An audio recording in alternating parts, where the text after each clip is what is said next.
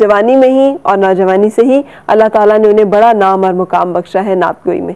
मेरे साथ है इस वक्त सैयद जुबैब मसूद। अस्सलाम वालेकुम। वालेकुम सलाम। क्या हाल है आपका? जी अल्हम्दुलिल्लाह। मैं देख रही थी अभी पीटीवी नेशनल अवार्ड, फिर नेशनल यूथ अवार्ड, और आपने 3 साल तक मुसलसल अव्वल पोजीशन हासिल की कुल पाकिस्तान मुकाबला नात खानी में, जो कि पाकिस्तान टेलीविज़न और रेडियो के उससे हुई थी।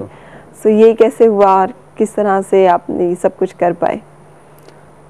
बस सबसे पहले तो अल्लाह ताला का करम, उसकी जब तक मदद शामिल हाल ना हो तो इंसान कुछ नहीं कर सकता। तो मेरे वालिदैन की दुआएं, उनकी मेहनतें और मेरे जो उस्ताद गिरामी हैं अलहाज सैयद मंजूरुल कौनैन, तो ये मैं समझता हूँ उन सबकी मेहनतें और उनकी दुआओं का नतीजा जो अल्लाह ताला ने मुझे वाकई कम उम्री में मुझे अल्लाह ताला ने इन बहुत बड़े एजाज़ात से नवाजा। तो अच्छा, ये उम्र ऐसी होती है। हाँ जी। शायद बहुत सारे सवाल ऐसे हो जो महफिल नात के हवाले से नहीं, लेकिन मैं जानना चाहती हूँ और मैं चाहती हूँ मेरे व्यूअर्स भी जाने कि किस तरह से एक शख्स उन राहों पे चलता है जो बड़ी अनयूजुअल होती है उस उम्र के लिए।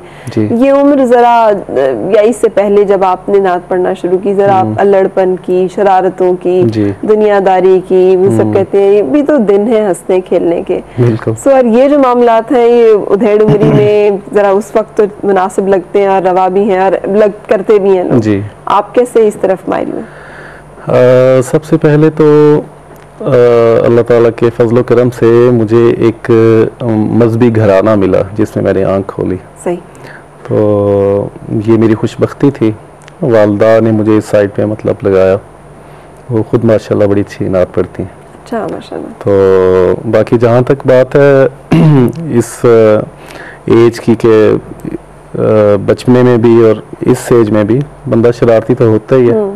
मैं पहले भी था, मैं अब भी हूँ। तो ये कि वालिदैन की तरबियत साथ अगर हो तो इंसान सीधी राह पे चलता है हमेशा। सही। मतलब आपको नात पढ़ने के लिए घर में किसी ने कहा था या खुद ही से आपने पढ़ी? जी, मुझे कहा गया था। हुआ ऐसे कि उस वक्त मैं 3rd या 4th क्लास में था। तो सबसे पहले तो मेरे बड़े भाई सैयद बशारत मसूद, वो जुमे वाले दिन मस्जिद में अपने दोस्तों के हमरा जाते थे, नात पढ़ते थे। मैं भी साथ जाता था, सिर्फ देखता था उन्हें कि नात पढ़ रहे हैं और बड़ी अच्छी।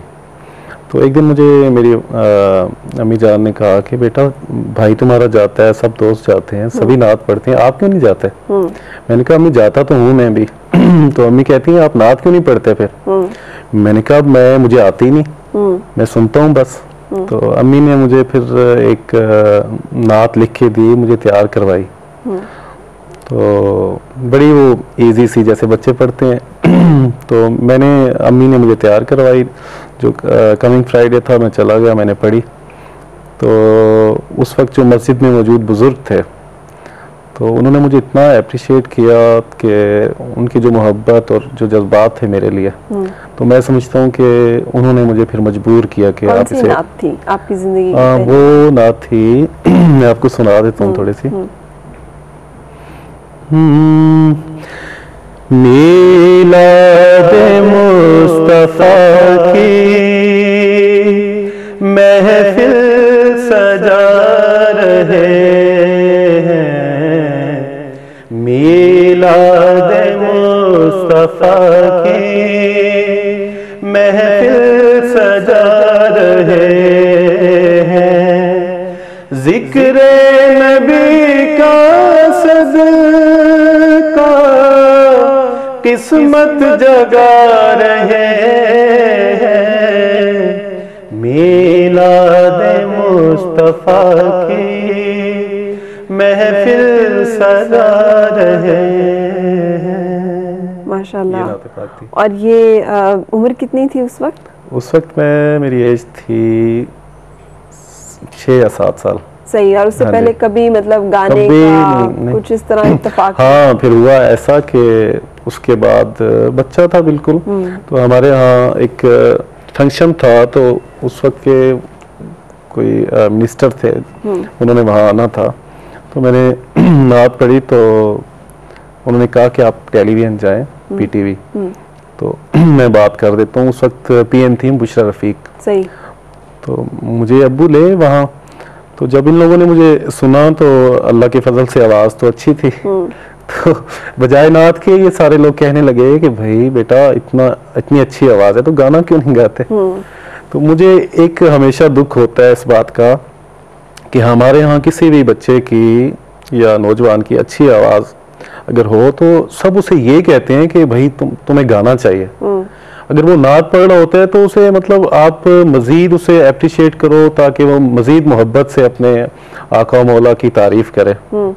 तो मुझे बड़ा दुख होता है कि जब नात सुन के कोई तो उसे फिर कहा जाता है कि आप गाना क्यों नहीं गाते। सही भाई ये क्या गलत बात है नात पढ़ना? बहुत अच्छी बात है, लेकिन ये बात जो है इसका ताल्लुक कुछ दुनियादारी से नहीं है ना।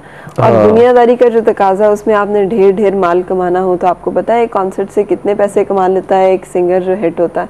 हालांकि नात खां भी अब कुछ कम नहीं उससे कमाते हैं मतलब वो भी उस रेस में कुछ इतना पीछे नहीं है अब। मतलब असल में बात ये कि इंसान के जो किस्मत मुकद्दर में होता है वो उसे मिलना है। अब वो चाहे अच्छा करके ले या जैसे भी ले, इंसान दुनिया में आता है ना तो अल्लाह ताला ने उसके हिस्से का जो मतलब उसे पैसा मिलना होता है, जो दौलत मिलनी होती है, जो शोहरत मिलती है या इज्जत मिलती है, तो अल्लाह ताला ने जो इंसान के मुकद्दर में जो लिखा होता है उसे वही मिलना है। तो बजाय बंदा अच्छा काम करके भी ले सकता है। सही। अच्छा वैसे ये जब किसी ने कहा तो इंसान होता है ना, एक लम्हे के लिए वो सोचता है अच्छा कह रहे हैं तो चले कर ही लेते हैं या देख लेते हैं। बिल्कुल। ये जो एक कुछ लोग होते हैं वो डट जाते हैं, मैं हमेशा उन लोगों को बड़ा गौर से देखती हूँ जो डट जाते हैं किसी जगह पे, भले वो कोई भी जगह हो जहाँ उन्हें पता हो कि ये सही है और वो वहाँ रुक जाए और वो कहें बस यही है अब हम इससे हिलने वाले। मैं अल्लाह ताला का बहुत शुक्र अदा करता हूँ कि मुझे शुरू से लेके अब तक मुझे कहा जाता है कि आप मतलब आपकी आवाज़ जो है वो गज़ल के लिए बहुत अच्छी है, आप क्यों नहीं गाते। हालांकि मैं मतलब क्लासिकी मौसीकी सीखी हुई है वो इसलिए कि मैं हुजूर की नात को सलीके से पढूं। गाना तो लोग गाते हैं तो मैं क्यों, मेरे मतलब जो उस्ताद गिरामी अलहाज सईद मंजरुल कौनैन उन्होंने भी 7 साल बाकायदा क्लासिकी मौसीकी सीखी, वो सिर्फ इसलिए कि हम जो अपने आका की तारीफ है, उनकी जो नात है वो किसी फिल्मी धुन पे ना पड़े। बिल्कुल। और ये आप लोगों का ऐसा मुनफरिद एजाज है कि यकीन कीजिएगा कि दिल से जिसे कहते हैं ना कदर, कि कोई उसमें जो कोई इंस्ट्रूमेंट नहीं यूज किया, कोई धुन ऐसी नहीं, और कलाम भी जो आप लोगों ने पढ़ा है वो भी क्या खूब। अच्छा हम बातें तो करते ही रहेंगे, अगर साथ साथ आप हमें कुछ सुनाते भी जी बिल्कुल। सबसे पहले मैं हमदे बारी ताला से आगाज करूंगा।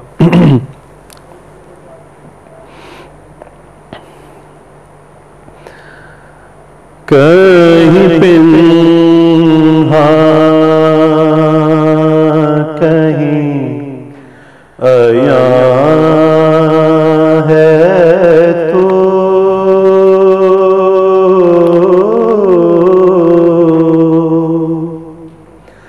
कहीं पिन्हा कहीं अया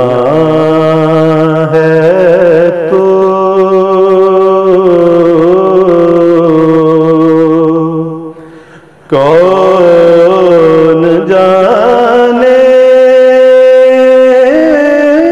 कहाँ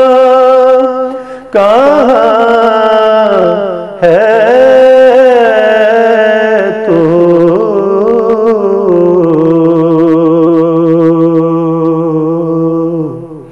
कहीं पिन्हा कहीं अया